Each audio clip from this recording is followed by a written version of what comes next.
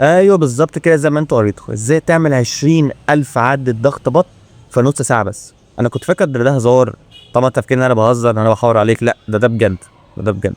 واما انا دخلت على النت وجبت النتائج بتاعت الموضوع ده، حصل وفي ناس بتعمل الموضوع ده. طب رحت على المصادر اشوف مصادر، فعلا في مصادر عالميه بتاكد الموضوع ده مش مستحيل وعادي جدا. وانا مضيع فلوسي كلها على الجيم وعمال اتمرن في بطن، وناس عماله تقول مش عارف اخس ازاي. لا الموضوع طلع اسهل كده. كل ده بجهاز واحد بس، جهاز واحد حديث نازل في السوق، مش طبيعي. انت بتقعد عليه، هي نص ساعه بالظبط، تحط على بطنك زي ما بيعمل نبضات. تمام. مش فاكر اسمه ايه، اسمه ام سكالب حاجه كده يعني. برنامج خطير، حلو خطير. بيعملك زي برنامج بتمشي عليه نص ساعه لمده يوم او يومين، الموضوع منتهي خلاص بالنسبه لك. المفاجاه بقى ان الجهاز ده هو هحط لك صورته، مش عارف انت عارفينه اصلا ولا لا. في منه اصلي، في منه تقليد.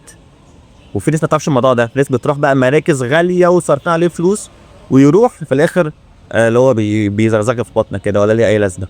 فالاصلي الالماني مش الصيني موجود في مكان واحد بس في دبي، مكان واحد بس في دبي، ده الوحيد اللي موجود فيه، مش موجود عند حد تاني. سعر الجلسه عندهم غالي شويه، بس بصراحه هم ظبطونا في الحته دي، عاملين له خصم 50% لاي حد يجي عن طرفي. هتخش تقول لهم انا تبع عمر، حلو، بس الموضوع منتهي خلاص.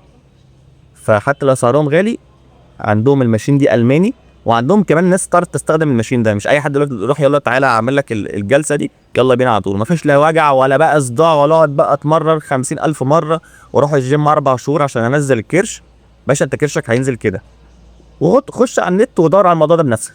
يعني تخش انا بضحك عليك ولا لا، خش على الموضوع ودور على جوجل وهتلاقي فعلا الموضوع ده بجد ومش هزار. احنا دلوقتي 2025 الدنيا عماله تتطور بينا، مش عارف تروح بينا فين تاني.